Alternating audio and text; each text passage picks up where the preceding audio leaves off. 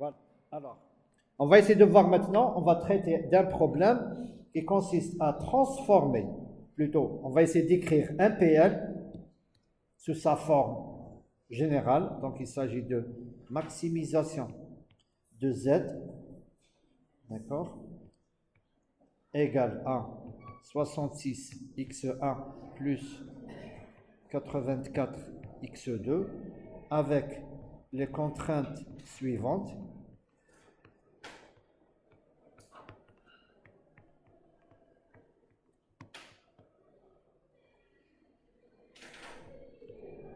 G2 x1 x2 égale à x1 plus 3 fois x2 égale à 2250.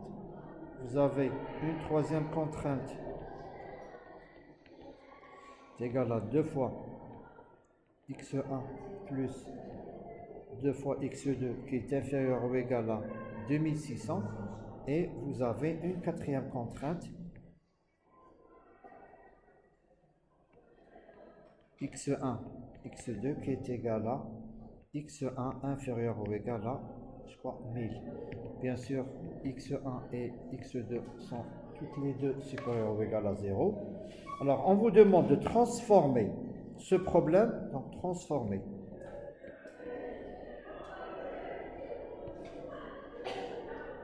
ce problème en PLS, c'est-à-dire transformer en PLS, programme linéaire standard, c'est-à-dire passer d'un problème linéaire général en PLS.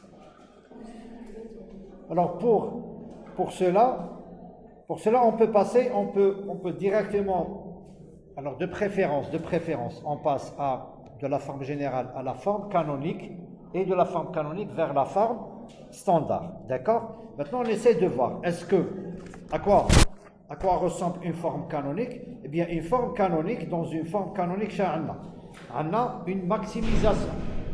D'accord? Donc, si on avait là, on va essayer de voir. Pour nous, c'est une forme générale. Ensuite, on va analyser, on va dire, est-ce que c'est une forme générale ou là, c'est une forme canonique?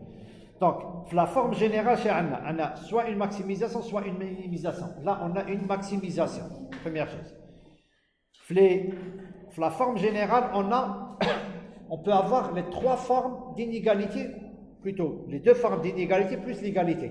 Je peux avoir une inégalité supérieure ou égale, une inégalité inférieure ou égale, ou la égale. Si j'ai des contraintes qui sont de différents types d'inégalités, donc là je dois les transformer en quoi? En inférieur ou égal, d'accord? Pour aboutir à une forme canonique. Maintenant, on voit bien que cette forme, elle est de forme canonique. Pourquoi? Parce qu'on a une maximisation et toutes les contraintes sont exprimées sous forme de inférieur ou égal. Donc, pas de faire c'est-à-dire le PL, forme générale, vers PLC, vers PLS. Déjà, le problème pas PLC. Donc, tout ce qu'on aura à faire, c'est quoi? C'est de le transformer en quoi? Transformer en forme standard. Alors, transformer ça en forme standard, elle revient à quoi? Revient à exprimer les inégalités, c'est-à-dire GA. Je dois l'écrire sous la forme de quoi? Sous la forme d'une égalité, d'une équation. Pour cela, qu'est-ce que je vais faire? Je vais essayer d'ajouter ce qu'on appelle une variable d'écart. Pareil pour le deuxième et pareil pour le troisième. D'accord? Maintenant, on va essayer de faire, avant d'entamer ça, on va essayer d'avoir certaines informations. Un, c'est le nombre des variables de décision. D'accord? Donc là, on a combien? Et on va appeler ça les variables principales. On a combien de variables principales? Deux variables principales. M, ce sont le nombre ce sont les contraintes. On a combien de contraintes? Le nombre de contraintes, c'est de 4. D'accord? Alors, si je veux ajouter ou là si je veux transformer mon problème en PLS, qu'est-ce que je dois faire? Je dois ajouter ce qu'on appelle les variables d'écart. Les variables d'écart. Et les variables d'écart sont en nombre de combien? Les variables d'écart sont en nombre de combien? تبعوا معايا ماشي صعيبه وتعقلوا عليها ونورمالمون تعقلوا عليها وهضرنا عليها المره اللي فاتت. سهله. Pour chaque contrainte, pour transformer la première contrainte, qu'est-ce que je dois faire? Ajouter une variable. شوفوا, vous avez quelque chose qui est inférieur ou égal à 4200. تبعوا مليح معايا. Quelque chose qui est inférieur à 4200, c'est en fonction de x1 et de x2. x1 est supérieur à 0, x2 supérieur à 0.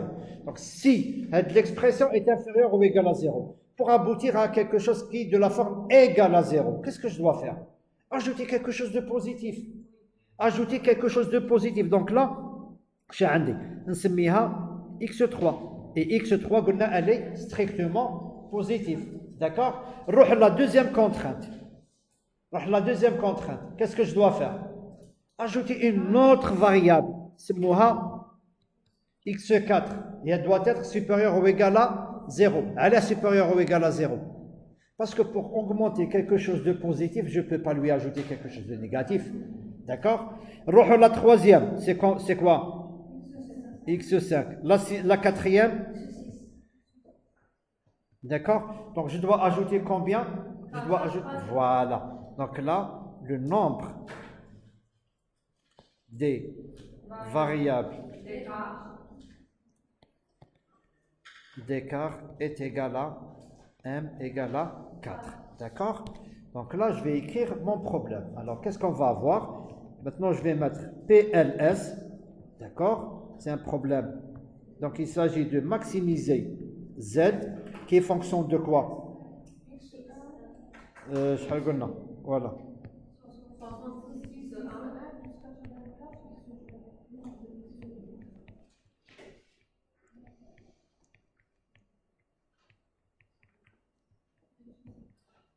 Oui ou non? D'accord? Parce que mon problème devient fonction de quoi? De ces variables. D'accord? Avant, j'avais 2 variables principales. Maintenant, j'ai en plus 4 variables d'écart. Ça y est? Donc, mon G1 sera écrit en fonction de x1 jusqu'à x6.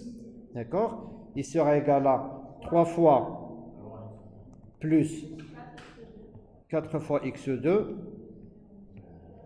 plus x3. Je vais mettre comme ça égal à 0.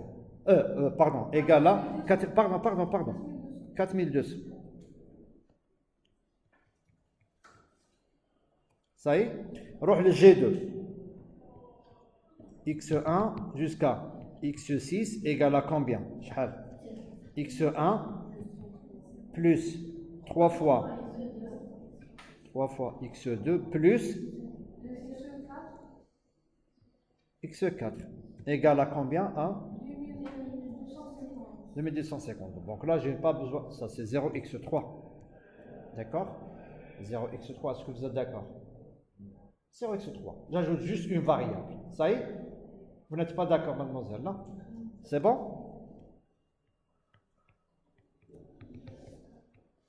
La même chose. 2 fois x1 plus 2 fois x2 plus, voilà, x3 plus 0, x4 plus x5. Je laisse un peu d'espace, égal à combien? 2600. Et G4 égal à combien? x1 plus, voilà, plus x6 égal à 1100. D'accord? Donc voilà. Donc alors, maintenant qu'est-ce que j'obtiens? J'obtiens une matrice. Maintenant, le problème, je peux l'écrire comme ça. C'est une matrice A, il y a 3,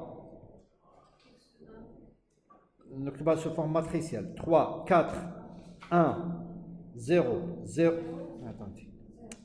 Je vais essayer d'espacer. Voilà, 0 pour x4, pour x5 et pour x6. Et là, je mets x1, x2, x3, x4, x5 et x6 égale à combien? D'abord 4200.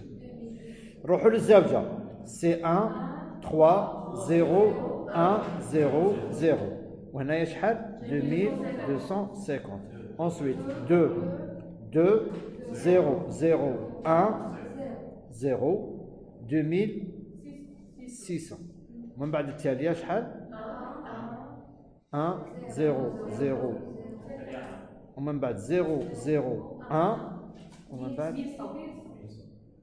attendez شحال 1000 شحال قلنا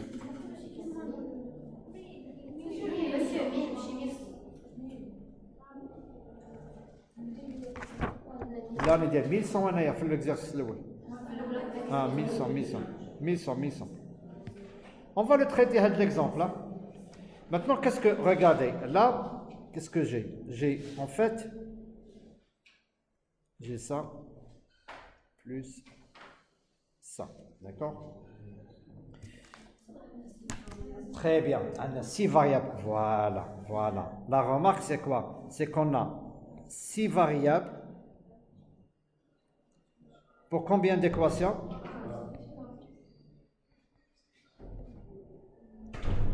D'accord? Alors, si on fait maintenant le problème c'est quoi? C'est qu'on peut avoir, alors si je vous demande la solution de ce système, c'est quoi? C'est une infinité. On peut avoir une infinité de solutions. Pourquoi? Je fixe combien? J'ai 4 équations, je fixe 4 et les 2 autres sont déterminés à partir de ces 4. Et c'est là le principe de la méthode du simplex. C'est ça la méthode du simplex. Elle consiste à quoi? Tout simplement à trouver des valeurs, mais comme on a une infinité de valeurs, on va essayer de trouver des valeurs qui correspondent à quoi? À une valeur maximale de z. Ça y est, n'importe, maintenant, chez n'importe, non, vous fixez x1, x2, x3, x4 par exemple, et vous allez, donc vous fixez quatre valeurs, d'accord, et les 2 autres, vous allez les trouver en fonction de ces 4. Et là, vous allez avoir, on va dire, une infinité de solutions. Une infinité, oui, une infinité de solutions, parce que finalement, c'est en fonction des autres 4 valeurs, d'accord? Donc, maintenant, le problème, il consiste à quoi? Il consiste à résoudre ce système. Bien sûr, pour cela, on va utiliser ce qu'on appelle l'algorithme du simplex. Eh bien, la méthode, elle consiste à quoi? Je vous donne l'explication, juste l'explication. Donc, cette méthode, s'il vous plaît, consiste à approcher la solution optimale par étape ou bien par des itérations successives. C'est-à-dire, je vais commencer avec un certain nombre de valeurs que je vais fixer. Je fais un certain calcul et j'essaie de voir, est-ce que Z que j'obtiens est maximal? Si elle est maximale, je dis OK, ce que j'ai pris comme au début m'arrange et c'est OK. Sinon, qu'est-ce que je fais? J'essaie de voir quelles sont les variables qui peuvent améliorer Z. Et j'essaie de les améliorer. Première étape, deuxième étape, troisième étape, d'accord, jusqu'à ce que aucune transformation, aucune modification ne peut augmenter la fonction objectif linéaire Z. D'accord? Donc, chaque étape, voilà.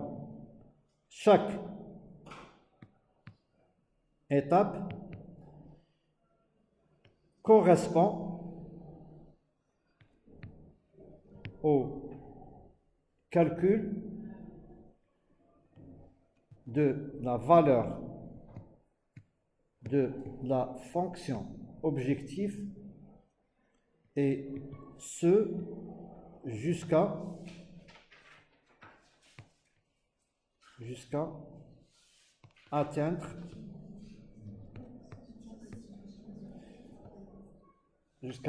la solution optimale.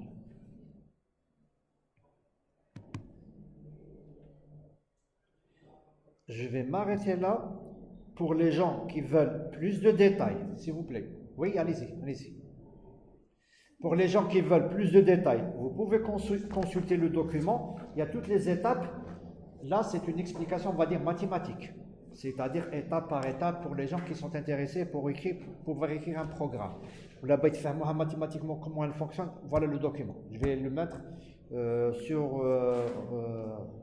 la plateforme. D'accord? Maintenant, nous, on va essayer de faire autre chose. Donc, je vais arrêter.